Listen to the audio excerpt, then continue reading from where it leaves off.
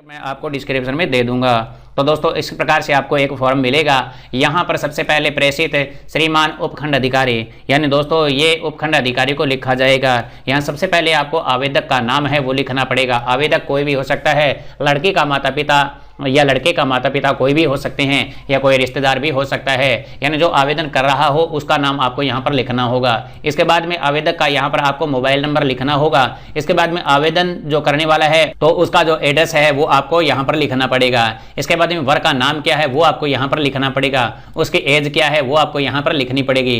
दोस्तों इसके बाद में आपको वधू का नाम लिखना पड़ेगा और उसकी भी एज है वो यहाँ पर आपको लिखनी पड़ेगी। इसके बाद में विवाह कार्यक्रम की जो दिनांक है वो आपको यहाँ पर लिखनी पड़ेगी और उसका जो टाइम है वो आपको लिखना पड़ेगा, क्योंकि रात या दिन कभी भी ये जो विवाह का कार्यक्रम हो सकता है, तो आपको उस विवाह का कार्यक्रम आपको यहाँ पर लिखना पड़ेगा। इसके बाद में विवाह कार्यक्रम का जो पूर्ण पता है वो आपको लिखना पड़ेगा कि कहाँ पर ये विवाह होने वाला है, उस स्थल का आपको नाम लिखना पड़ेगा।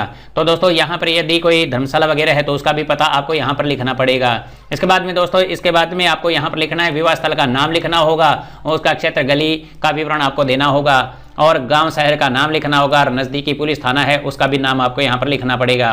दोस्तों इसके बाद में आपको अनुमानित मेहमानों की संख्या यहाँ पर लिखनी पड़ेगी, यानी आपके जो विवाह शादी में सम्मिलित होने वाले हैं उनमें कितने मेहमान आने वाले हैं उनकी कंप्लीट जानकारी आपको यहाँ पर देनी होगी। इसके बाद में यहाँ पर आपको एक शपथ लेनी होगी। दोस्तों इस शपथ पत्र को आपको पढ़ लेना है कि यहाँ पर बहुत सारी चीज़ें हैं जो कोरोना गाइडलाइन का पालन करवाने की आपसे परमिशन मांगता है। यदि आप कोरोना गाइडलाइन का पालन करते हो तो आपको इसकी परमिशन है जो मिलने वाली है, यानी आपको ये परमिशन है जो मिल जाएगी। सबसे पहले यहाँ पर लिखा हुआ है आयोजन में भाग लेने वाले व्यक्तियों की अधिक संख्या कितनी होगी, वो अधिकतम संख्या आपको यहाँ पर बतानी पड़ेगी। इसके बाद में कार्यक्रम के दौरान सामाजिक दूरी की पालना सुनिश्चित की जाएगी। बैठक व्यवस्था इस प्रकार की जाएगी कि दो व्यक्तियों के बीच में अनिवार्यतः 2 गज की दूरी रखी जाएगी और यहाँ पर फेस मास्क पहनना अनिवार्य होगा। नो मास्क नो एंट्री की सख्ती से पालना सुनिश्चित की जाएगी, यानी आपको नो मास्क नो एंट्री का बोर्ड है वो आपको वहां पर लगाना पड़ेगा विवाह स्थल के ऊपर। इसके बाद में आने वाले प्रत्येक प्रतिभागी की स्क्रीनिंग एवं स्वच्छता सुनिश्चित की जाएगी।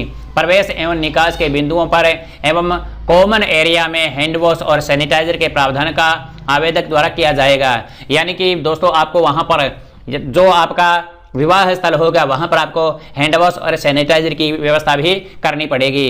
कुर्सियों की सामान्य सुविधाओं एवं मानव संपर्क में आने वाले सभी बिंदुओं जैसे रेलिंग, हैंडल्स एवं सार्वजनिक स्पर्श आदि की बार बार सफाई वहां पर की जानी चाहिए। ये आप यदि पालना करते हो तो आपको परमिशन मिल सकती है। इसके बाद में 6 नंबर का बिंदु है, इसमें लिखा हुआ है प्रत्येक प्रवेश द्वार पर थर्मल स्कैनिंग की व्यवस्था सुनिश्चित की जाएगी और आने वाली प्रतियोगियों के नाम, मोबाइल नंबर तथा तापमान का रिकॉर्ड रखा जाएगा।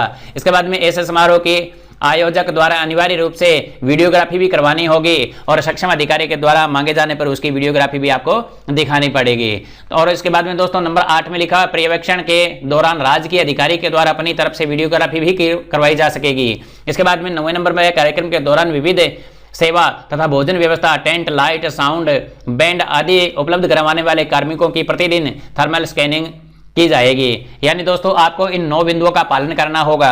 यदि आप इन 9 बिंदुओं का पालन करते हैं तो इसके बाद में आपको एसडीएम कार्यालय में जाकर के और व्यक्तिगत रूप से इस फॉर्म को आपको जमा करवाना होगा।